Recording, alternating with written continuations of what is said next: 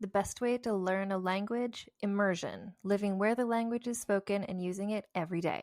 But if that's not in the cards for you this year, you can still learn a language the second best way, and that's with Babbel. Be a better you in 2024 with Babbel, the science-backed language learning app that actually works. Don't pay hundreds of dollars for private tutors or waste hours on apps that don't really help you speak the language. Babbel's quick 10-minute lessons are handcrafted by over 200 language experts to help you start speaking a new language in as little as 3 weeks. Babbel's designed by real people for real conversations. Babbel's tips and tools are approachable, accessible, rooted in real-life situations, and delivered with conversation-based teaching so you're ready to practice what you've learned in the real world. For instance, I've been using Babbel's convenient courses to help me learn basic conversational skills in German while I'm getting ready for a little trip I'm planning. It's not a language I'd ever studied before, but I find the lessons really easy and kind of like hand-holding me through learning a completely new language to me. And it's reassuring to know that with the help of Babbel, I'll be able to greet people, order food, and ask for directions without having to consult language apps while I'm in Deutschland. I'm still learning. Studies from Yale, Michigan State University, and others continue to prove Babbel is better. One study found that using Babbel for 15 hours is equivalent to a full semester at college. Babbel has over 16 million subscriptions sold. Plus, all of Babbel's 14 award-winning language courses are backed by their 20-day money-back guarantee. Here's a special limited-time deal for our listeners. Right now, get up to 60% off your Babbel subscription, but only for our listeners at babbel.com/vulgar. Get up to 60% off at babbel.com/vulgar, spelled BABBEL.com/vulgar. Rules and restrictions may apply. The land down under has never been easier to reach. United Airlines has more flights between the U.S. and Australia than any other U.S. airline, so you can fly nonstop to destinations like Sydney, Melbourne, and Brisbane. Explore dazzling cities, savor the very best of Aussie cuisine, and get up close and personal with the wildlife. Who doesn't want to hold a koala? Go to united.com/Australia to book your adventure.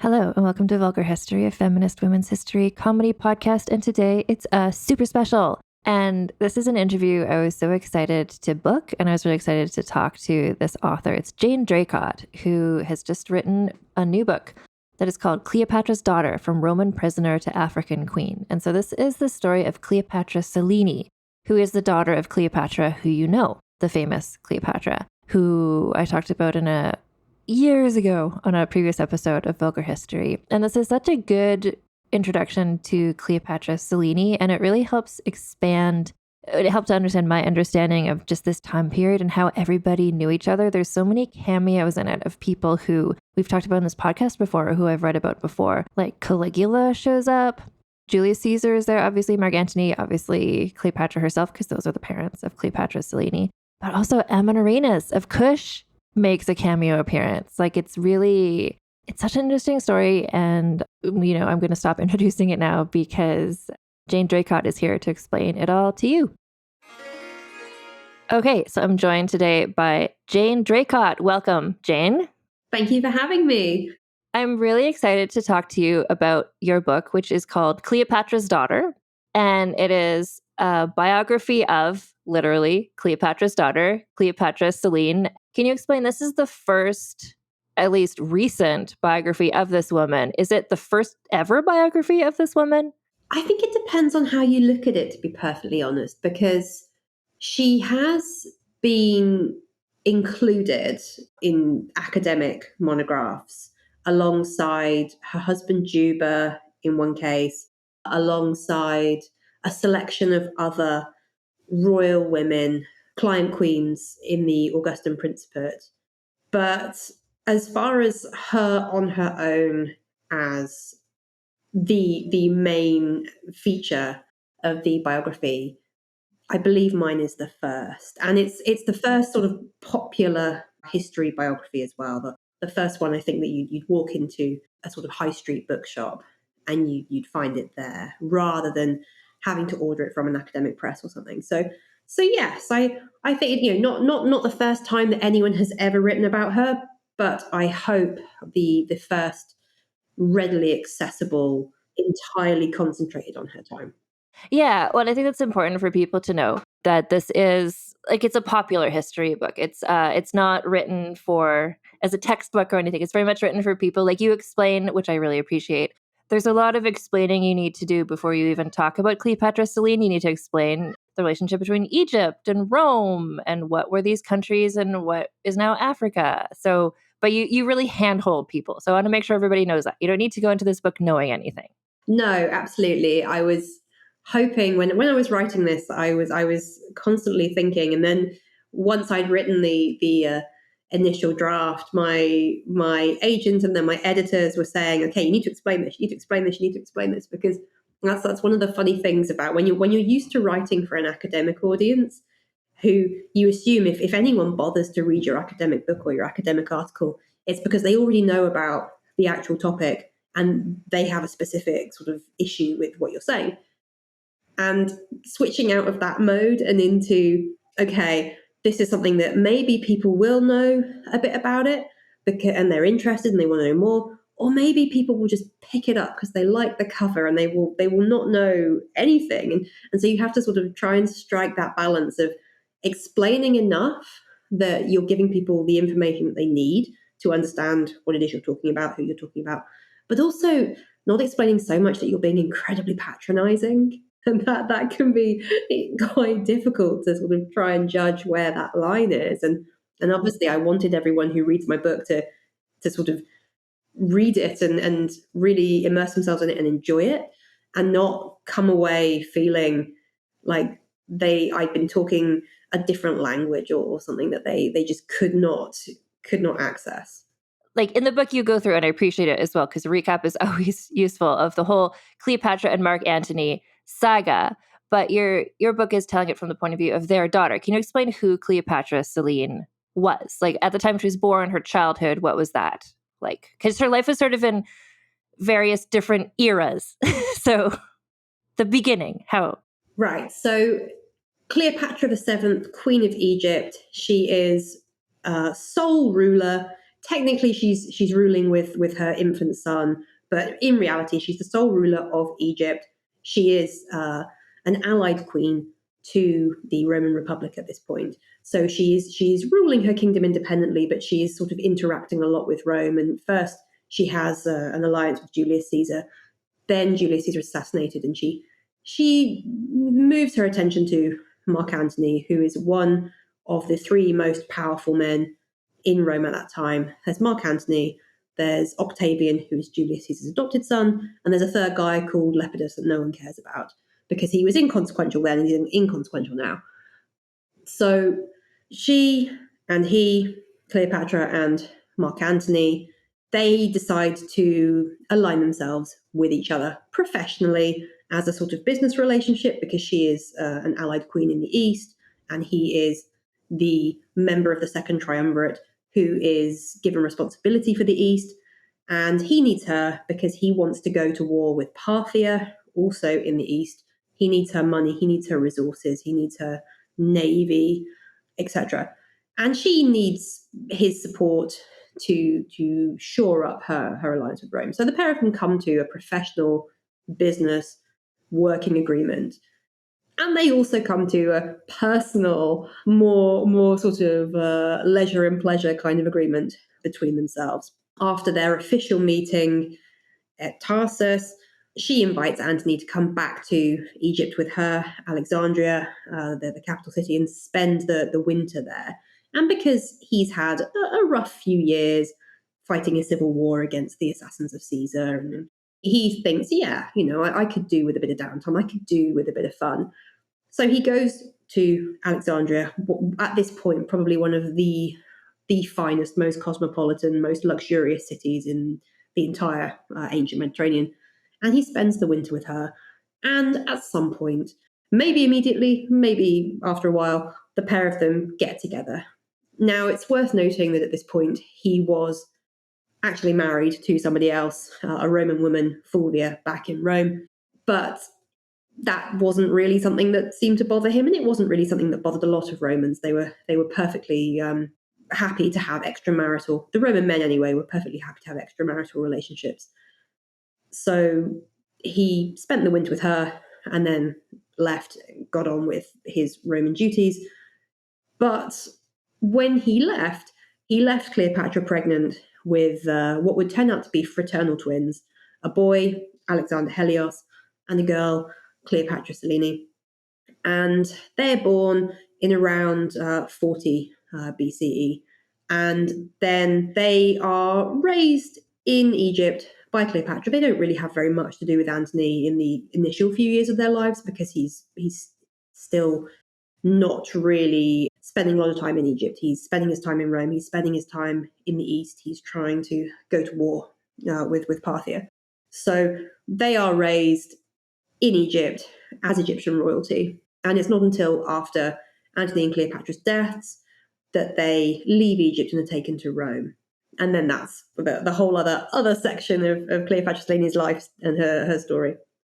So you explain this really well in the book about the sense of, for lack of a better term, like the ethnicity of everybody, and what does it mean, and what you explain, and I'm hoping you can explain in the podcast as well, is less about skin tone and more about nationality. So the fact that she was half Roman, half Egyptian, but she was raised in Egypt, and I think you see, as you describe in the book, throughout her life, she was very connected to her Egyptian roots. Yes, I mean, in the ancient world, there really isn't so much preoccupation with race or ethnicity. You can have simultaneously many different identities, particularly if you're Roman. If you're Roman, you could be a Roman citizen born in Rome, and you're Roman. Born in Italy, you're Roman. Born anywhere else in the Roman Empire, you're still Roman. And you could be any religion, really. You could worship any god or combination of gods. Monotheism, so Judaism and Christianity is a little bit tricky, but if you're a Roman citizen, you're still a Roman. And so for Cleopatra Selene, being born a member of the Ptolemaic royal family in Egypt, she can claim to be Macedonian, because the Ptolemies originally come from Macedonia with Alexander the Great. But they've been in Egypt for over 300 years by the time that she's born. It's sort of roughly akin to the British royal family, I think, who originally, the Hanoverians, come over from Germany. But beyond the sort of occasional snide comment these days, nobody really thinks that the British royal family is really German, and nobody sort of goes on about how they have maintained their Germanic identity, etc. There are a few things like Christmas trees and Christmas Eve that they have those sorts of things, but no one's going to argue that Queen Elizabeth II or King Charles III now are German. They're British. They're the British royal family. And so for Cleopatra Selene, she has Macedonian ancestry, and certainly she speaks Greek. She writes in Greek, so she has that sort of Greek cultural heritage. But she's born and raised in Egypt. She clearly considers herself to be Egyptian. She is very, throughout her, once she has agency and autonomy in her adult life, she is very quick to promote both her Ptolemaic heritage using Greek language, but more specifically her Egyptian heritage using Egyptian iconography, motifs, religion, etc. And in addition to that, her father is Roman. She is a Roman. She is related by blood to the imperial family. Her half sisters, Antony's daughters with Octavia, who was Octavian's sister, they go on to be the sort of mothers and grandmothers of all the Julio-Claudian emperors after Tiberius, so Caligula, Claudius, Nero. She's related to all of them. So she simultaneously is Macedonian, she's Egyptian, and she's Roman as well. And then she marries Juba. So this was a person and a kingdom I had never heard about before your book. Can you explain? Well, actually, I'm asking you to explain, but I want to first say it to the listeners.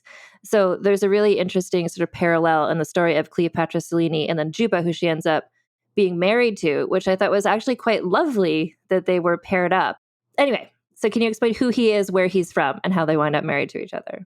So Juba, his name is Gaius Julius Juba, technically, because he is too a Roman citizen, but he wasn't born one. He was born as well a child of King Juba, king of Numidia, which was a North African independent kingdom, although it was heavily associated with Rome during the late Republic.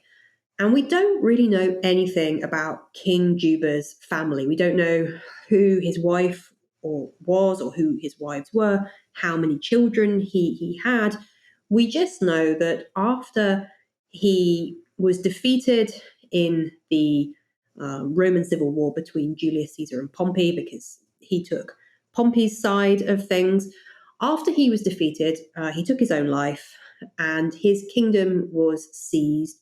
Everything, his wealth, all of his goods and treasure was seized by Rome, and his son was seized by Rome too. And this son, who was a baby at the time, is taken to Rome and raised in Rome as a Roman citizen. Hence, he's given the name Gaius Julius Juba, and he's raised to speak and read and write Greek and Latin. He's given an amazing education into all manner of subjects, and he becomes quite a scholar. He writes a lot of books about various different subjects, and at one point in ancient history, he's referred to as more of a scholar than a king, or someone whose scholarship was more memorable than his kingship. Which is not to say he was a bad king. He wasn't. He was a very good king, but his scholarship was what people tended to associate with him. And so he grows up in Rome, removed from Africa, because his kingdom becomes a province, and so there's no more kingdom. He grows up in Rome in the household of Octavian and Octavia after Caesar's assassination.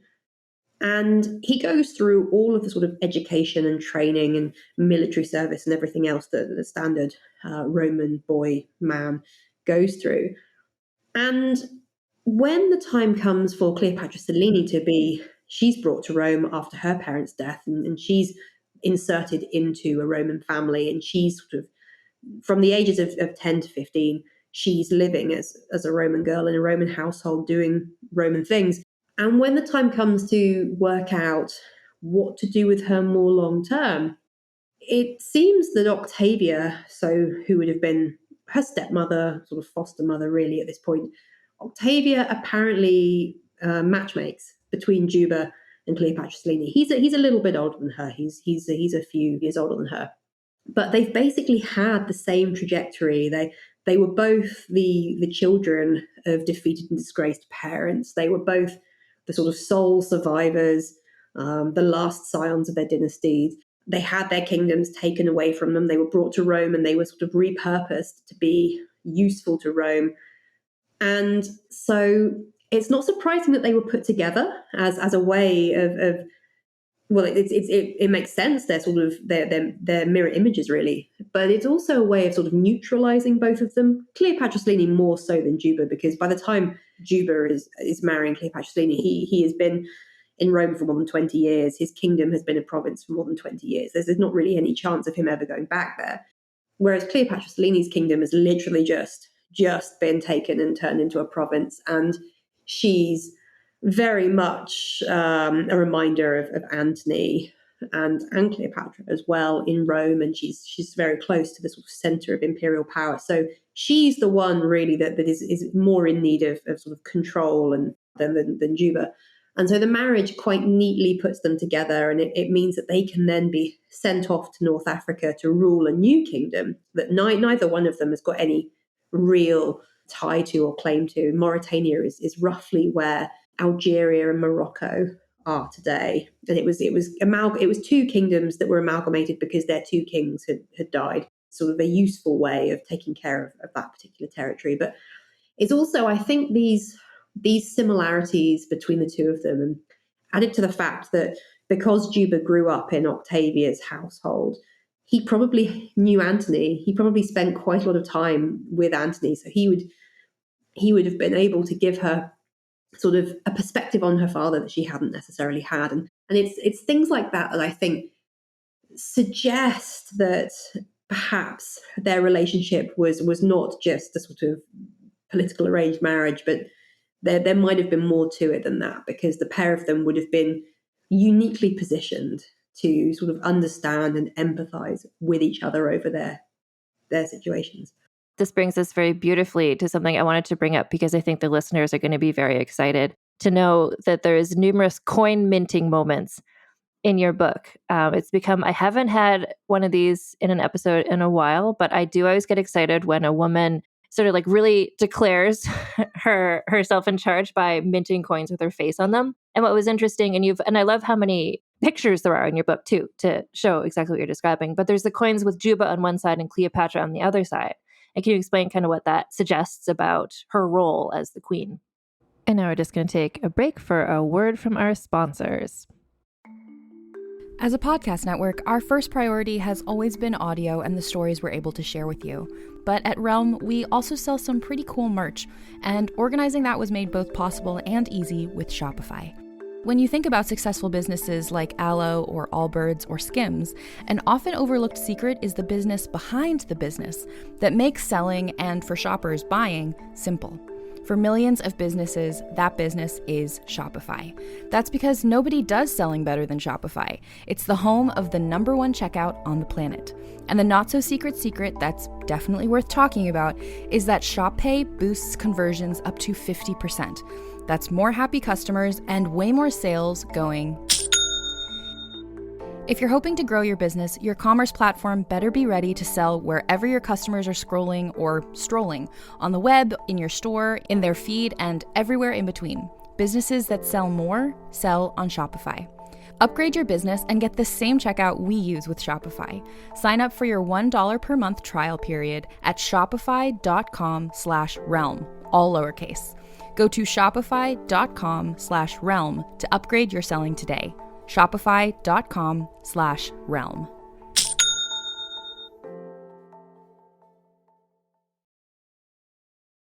Ryan Reynolds here from Mint Mobile. With the price of just about everything going up during inflation, we thought we'd bring our prices down. So to help us, we brought in a reverse auctioneer, which is apparently a thing.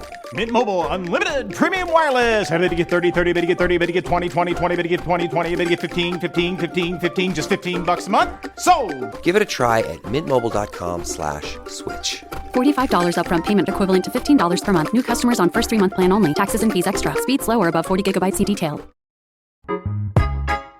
People often look at me with confusion when I ask them what their only one in the room story is. They think it has to be like mine, where I went to a 600-person event and discovered that I was the only Black person there.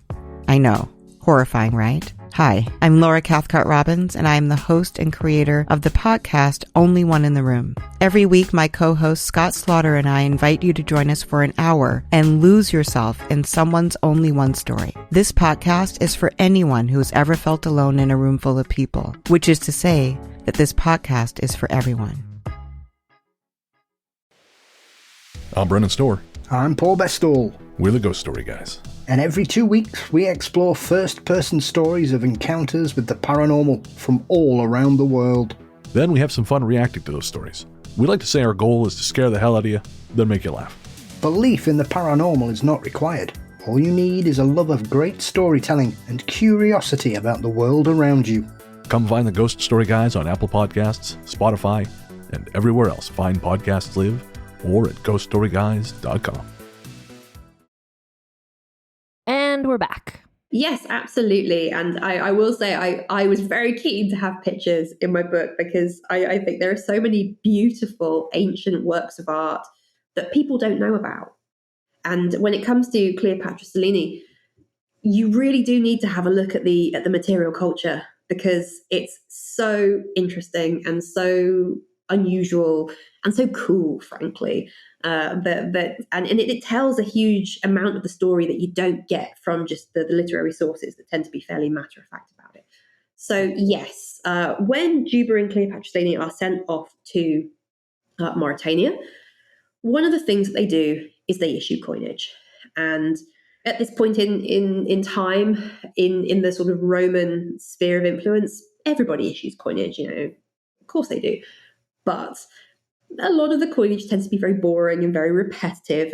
Cleopatra, Queen of Egypt's coinage, for example, very boring by and large. She used exactly the same motifs that the Ptolemaic dynasty had been using for centuries. So, a few individual things here and there. She issued a coin of her and her son Caesarion as a referencing them as the goddess Isis and her son Horus. She and Antony issued coins together in the sort of Roman style, but by and large, the coinage was fairly boring. Whereas Juba and Cleopatra Selene's coinage, Juba's coinage is pretty boring, to be fair. Juba tends to issue the standard portrait Latin legend saying Rex Juba, so King Juba, a few sort of motifs on the reverse face. But Cleopatra Selene's coinage, and she issues her own coinage. They issue coinage together, which is fairly standard: husband, wife, king, queen. Him on the obverse, her on the reverse. But she issues her own coinage as well.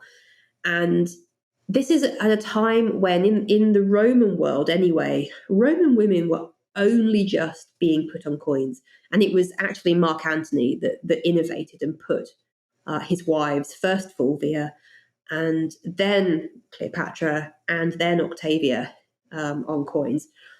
So it's still very unusual to see women on Roman coins. And Cleopatra Selene's coinage is just fantastic because she shows. I'm going to do her the courtesy of assuming it's her. Frankly, I mean, you could argue with any ancient coin, well, who exactly is responsible for the design of this? Did the ancient king or queen or dictator or consul did they sit down and design their own coinage? Well, I'm going to say I think in this case, yes, she was very much involved because the coinage is so unusual and so interesting and thought-provoking. She issues a whole series of coins. Some of them have got her portrait on and her name, Cleopatra. That's what she calls herself on her coinage. But she uses a lot of other designs as well. So she uses her reverse faces to make very pointed references back to herself. So she has crescent moons, for example, references to her second name, Selene, the goddess of the moon. But she also uses this space to make references to Egypt. And so this is how we know that she didn't give up on her claim to Egypt. She didn't forget about Egypt. She didn't become completely Romanized.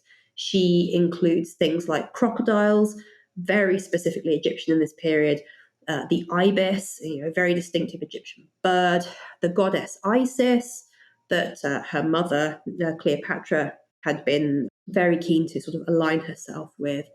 All sorts of other things, Egyptian royal paraphernalia, different crowns, things like that.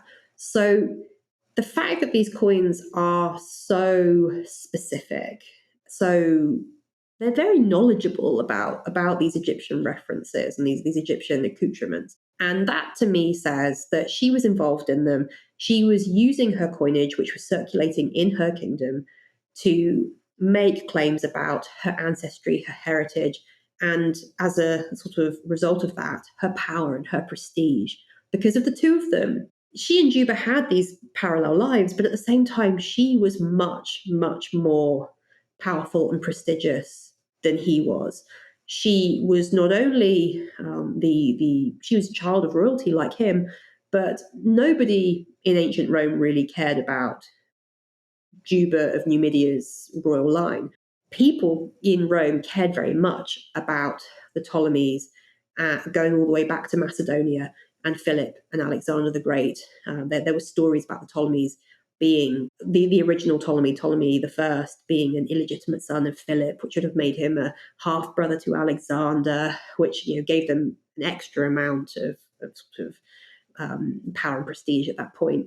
So her royal line is better. And the other side of her parentage, Antony, his family is an ancient Roman family. They claim descent from the god Hercules through one of his sons.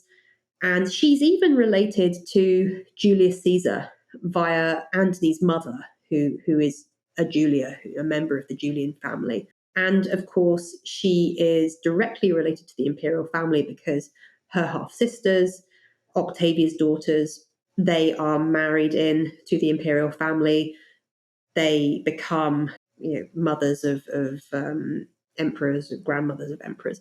So every single aspect of her genealogy is gold-plated, basically, and she is able to bring all of this with her to Mauritania. And when she and Juba get to Mauritania, which, remember, is this sort of two kingdoms mashed together to make one kingdom, they undertake a sort of full-scale refurbishment of the city that is on the Mediterranean coast, Isle, which they rename Caesarea in honor of Augustus, which is Octavian. He's started calling himself Augustus.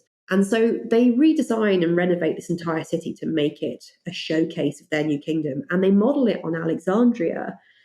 And again, did Juba ever go to Alexandria? Well, not as far as we know at this point in his life. So which of the two of them had been to Alexandria? Who was the person who could say, well, this is what Alexandria looks like. This is how we do it in Alexandria. And so she is able to bring all of this to her new kingdom and use it to empower herself and this new dynasty that she and Juba are creating, because of course they have children. And the aim is to then, pass the kingdom down through their line. This is like this quote struck me so much that I took a picture of it to save it so I could bring it up with you.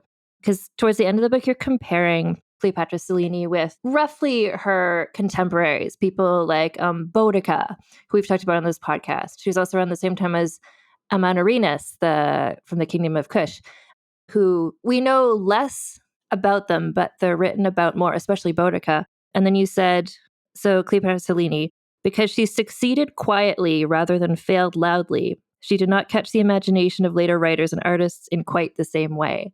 So everything you've talked about is like the situation that she found herself in. We're all really interesting. But then when she and Juba get married and they go to Mauritania, it's kind of like, and then everything's okay. Like there's not big drama there, but that's significant in itself because there very much could have been, I think. Yes, we're at a bit of a disadvantage, really, because in the period that all of this is happening, the eyes of the contemporary commentators are on Rome, because as far as that, they're Roman commentators living under the Roman Empire, so they are interested in Rome and the center of power and the person of Augustus. So he's in Rome a lot of the time, but when he goes to other places, he sort of takes Rome with him, essentially. So that's what they're writing about. And we don't hear a huge amount about what is happening elsewhere in the empire or on the periphery, unless something goes horribly wrong, unless there's some kind of revolt or some kind of military disaster or some kind of political scandal. And the fact that we don't hear anything about Mauritania and about what Juba and Cleopatra Selene, who is, remember, the daughter of the infamous Cleopatra and Mark Antony, were doing there, implies that they were getting on with the job. They were doing what they had been raised to do, which was rule, and they were ruling competently, and they were not being controversial outside of their kingdom. They were not causing problems. So whatever they were doing that was interesting and innovative within their kingdom, it was not threatening anybody outside of it. So yeah, it would be so great if we had a court source from Mauritania, the way that we have from the contemporary client kingdom of Judea. We have Josephus later, who is writing a sort of history of Judea and the Jewish royal families. And he gives us information about what's going on in this period with the royal family. Cleopatra was quite involved in their affairs, funnily enough.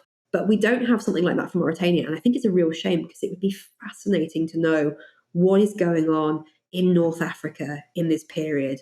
You've got this amazing kingdom where you have Greek and Roman settlements within an African kingdom, where you have African tribes from the south sort of on the border, and there are lots of incursions, and there is military activity later. And it's right on the sort of the ancient Mediterranean coast, and it's very well connected to Spain, Hispania, the sort of provinces there. And there would be so much happening in this kingdom at this time, and it was becoming this center for culture and scholarship and art and everything else. But we've only got very fragmentary references to any of this, and you have to sort of collect them all and put them together. And it would be so great to have a more comprehensive set of information about everything that was going on here, because I bet it was an amazing place to be. Well, and that's so interesting that, well, like you said, like the lack of kind of scandal information, like the fact that there is no information implies that there was no scandal, which implies things were kind of going okay, which in this era is remarkable, because everybody was assassinating everybody everywhere. Exactly. So if there was assassination going on, I think we'd have heard about it, Yeah. because it would be irresistible to ancient writers to say things like, "Oh, Cleopatra Selene assassinated this person, that person, the other person. She's just like her mother." but they don't. So clearly, she was behaving herself, or sort of comporting herself within the sort of agreed parameters. I mean, that's the thing to bear in mind, of course, is that all of this, the Romans have a very specific idea of what they want women to do, what they want them to say, wear, everything. And when women are going along with this, we don't hear about them. It's when they are transgressing in some way, both good and bad, mainly bad, but sometimes good. That's when we hear about them, because that's when the ancient authors think it's interesting or relevant or pertinent to include them. I think that this says that Cleopatra Selene looked around. She looked at the women that were in a position to be her role models. So she looked at her mother and what had worked for her mother and what had not worked. She looked at Amenirinas, a neighboring queen who her mother would have had diplomatic relations with, and who in turn was actually victorious over the Romans and booted them out of her kingdom, unlike Cleopatra. And she would have looked at the women of the imperial family as well. So you have Livia Drusilla, who is Octavian, later Augustus's wife, and the mother of his successor Tiberius. You have Octavia, who is the sister, her father's ex-wife. And you have the other female members of the imperial family, and she would have looked at them and looked at how they operated within this system, because both Livia and Octavia had a significant amount of power and influence, but they wielded it in very subtle ways, very quietly. So there were buildings all over Rome with their names on, and they were patrons to poets and artists and all manner of influential people like that. And they were in the public eye. They were held up as paragons of virtue and great examples for Roman women to follow. So I think she would have looked at all of those and thought, okay, what can I use here? What's a good example? What is an example of what to do? What is an example of what not to do? And so she does that, and she therefore succeeds for many years as a queen. Related to that, and just as sort of a final question, and you touched on this in your book, I think especially in the introduction, but the connections that you see between her story and just the role of women today, of women in the public eye. Yes, absolutely. I think it's something that I wanted to talk in the book more about than I eventually did, because when you're talking about contemporary women, there is this question of, can you do it without being crass? Basically, can you do it without looking like you're clout chasing or sort of trying to kind of jump on the bandwagon or whatever? But I do think that there are some very clear contemporary parallels about the role of women in the public eye, the role of women in royal families, the role of women in politics, and the way that women get praised or criticized for what they do or what they don't do.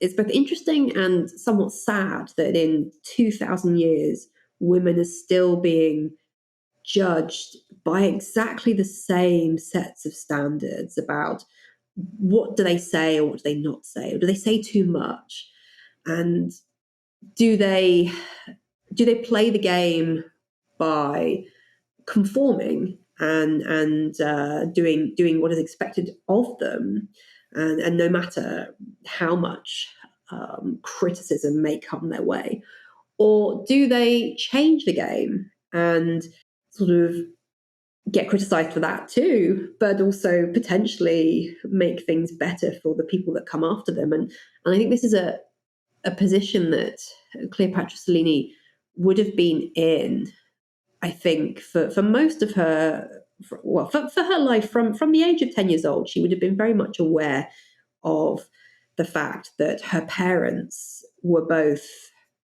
disgraced in the society in which she was living in Rome under the Augustan Principate.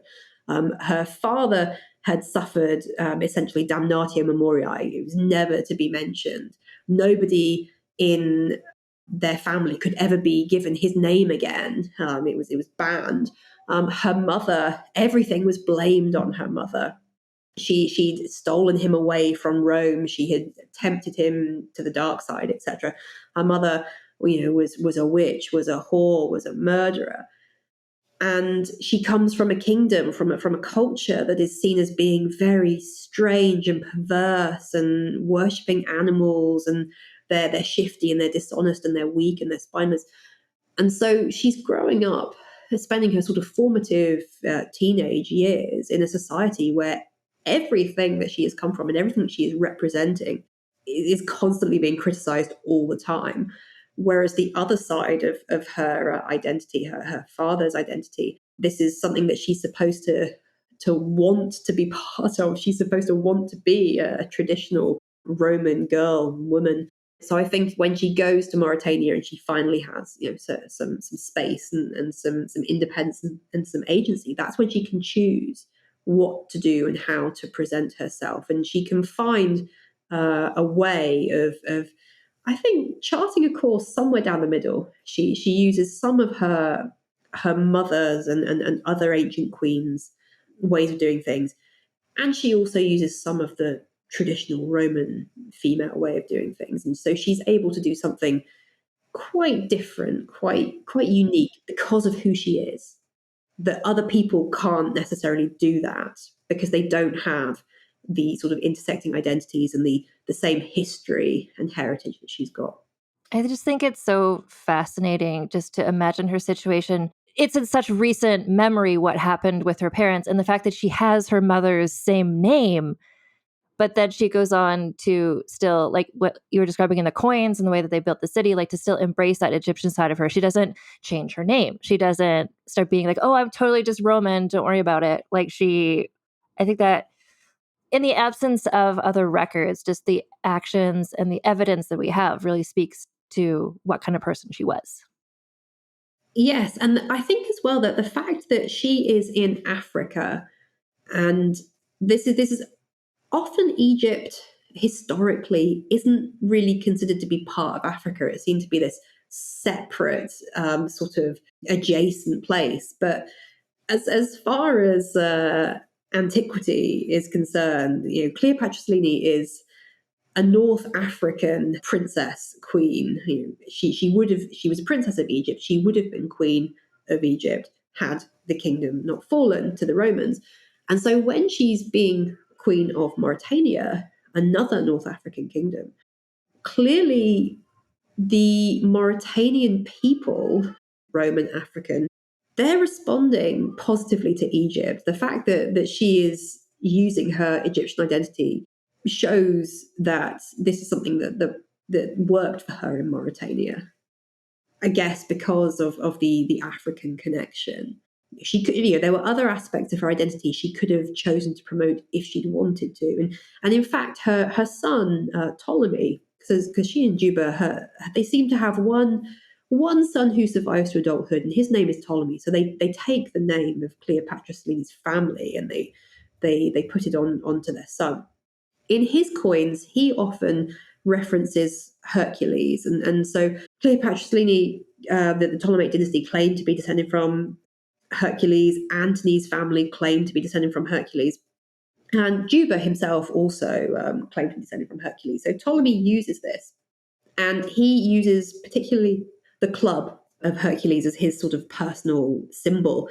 And I always find that quite amusing because it's sort of, you get the kind of smiting sense of the club is a big, strong weapon that you whack people with. You enforce your will with the club. But Cleopatra Selene she could have used Hercules-related imagery, but she chooses to use other imagery, Egyptian imagery, etc. And so again, we get this like, why did she choose that?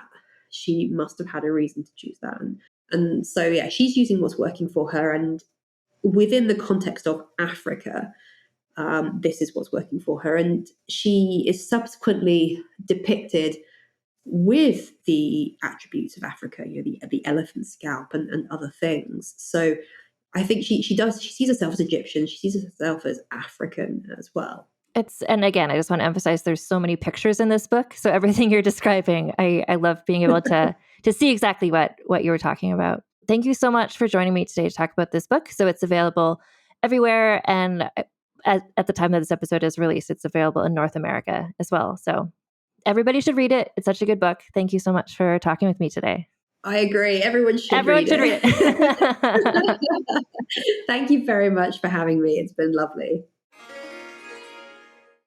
So again, the book is called Cleopatra's Daughter, From Roman Prisoner to African Queen by Jane Draycott. It's available now in the UK, and I think it should be available now in the United States as well. There was it had a publication date announced, and then it was delayed, I think, because there's so many good images. There was something they had to figure with the images, Jane had said. So anyway, by the time this podcast comes out, you should be able to buy it or at least pre-order it, and I recommend it very highly. And just as a reminder of everything, if you're new to this podcast or you like being reminded of things, you can follow this podcast we're on Instagram at Vulgar History Pod.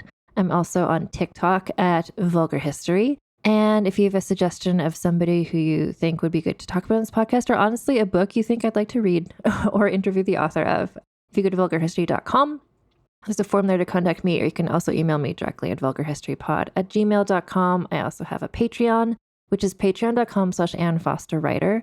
So for $1 a month, you get early ad-free access to all episodes of Vulgar History. And for $5 or more a month, you get access to bonus episodes as well. And I'll talk to you all next time. And until then, keep your pants on and your tits out. Vulgar History is hosted, written, and researched by Ann Foster and edited by Christina Lumagi.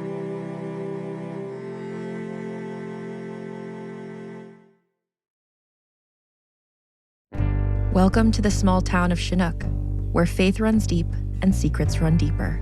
In this new thriller, religion and crime collide when a gruesome murder rocks the isolated Montana community. Everyone is quick to point their fingers at a drug-addicted teenager, but local deputy Ruth Vogel isn't convinced. She suspects connections to a powerful religious group. Enter federal agent V.B. Laureau, who has been investigating a local church for possible criminal activity. The pair form an unlikely partnership to catch the killer, unearthing secrets that leave Ruth torn between her duty to the law, her religious convictions, and her very own family. But something more sinister than murder is afoot, and someone is watching Ruth. Chinook, starring Kelly Marie Tran and Sanaa Lathan. Listen to Chinook wherever you get your podcasts. Ah, the web tool.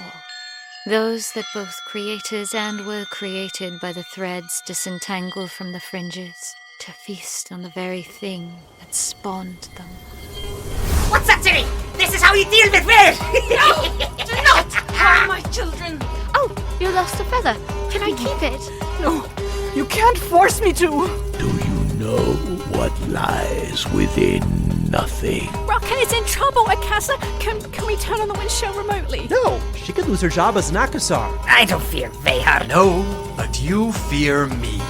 If you intend to trick me, I will not hesitate to sever the oath bond entirely. Why didn't you help me? Coward! I don't have a parachute! I don't like free falling! Counterbalance, a high fantasy audio drama. Season 2, coming 15th of October 2023. Learn more on trilunas.com.